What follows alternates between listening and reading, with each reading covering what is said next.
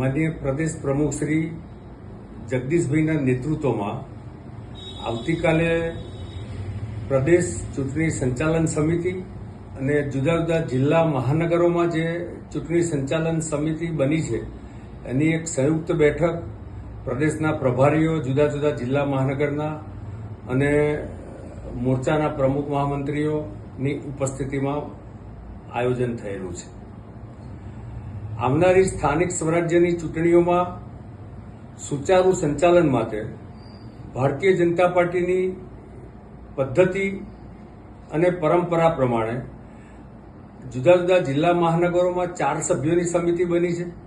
પ્રદેશમાં કુલ 8 સભ્યોની સમિતિ છે અને સ્થાનિક સ્વરાજ્યની ચૂંટણીઓમાં જુદા જુદા કામો માટે એટલે કે પ્રવાસ, સંપર્ક અભિયાન, ગ્રુપ મિટિંગ, જાહેર સભાઓ, જુદા જુદા પ્રબુદ્ધ નાગરિક સંમેલન, સામાજિક સંમેલન, મહિલા, યુવા, કિસાન સંમેલનો, આ અલગ અલગ વ્યવસ્થાના આધારે ભારતીય જનતા પાર્ટી હર હંમેશ ગુજરાતના દરેક મતદારોનો સંપર્ક કરતી હોય છે.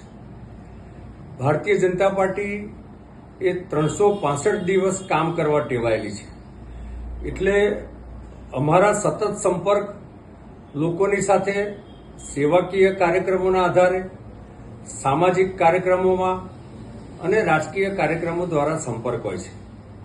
ભારતીય જનતા પાર્ટી પોતાના ચૂંટાયેલા પ્રતિનિધિ રાજ્ય સરકારની ભૂપેન્દ્રભાઈ અને હર્ષભાઈના નેતૃત્વની સરકારની કામગીરી અને ચૂંટાયેલા પ્રતિનિધિઓના રિપોર્ટ કાર્ડના આધારે લોકોની વચ્ચે જવાનું આયોજન થયું છે.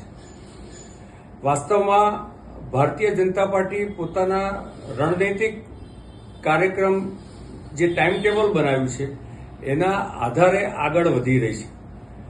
ભાજપાનો મંત્ર હરેક માનવી જ્યાં છે ત્યાં વ્યવસ્થા ઊભી કરવી અને હર ઘર સુધી સેવા પહોંચાડવી, આ મંત્ર સાથે સ્થાનિક સ્વરાજ્યની સંસ્થાઓમાં અમે આજે પણ ગુજરાતમાં લગભગ 95% સંસ્થાઓમાં સેવા આપી રહ્યા છે. વિસ્તારોમાં ભાજપા પાસે એની નેતા નિયત અને નેતૃત્વ છે, જ્યારે કોંગ્રેસ હરહંમેશ જે પ્રકારે તૈયારીઓ હરહંમેશ પૂરા કરી રહી છે, પરંતુ અલ્ટિમેટલી એમની પાસે કોઈ નક્કર આયોજનના અભાવે અને કોઈ નક્કર મુદ્દા નથી, એટલા માટે જે જુદા જુદા પ્રકારની નૌટંકી કરી રહી છે, પછી એ રાંધણ ગેસના બાટલા હોય કે અનેક બાબતોમાં હોય, પરંતુ ગુજરાતનું જનમાનસ ક્યારેય કોંગ્રેસ અને વિપક્ષમાં વિશ્વાસ મૂકતું નથી.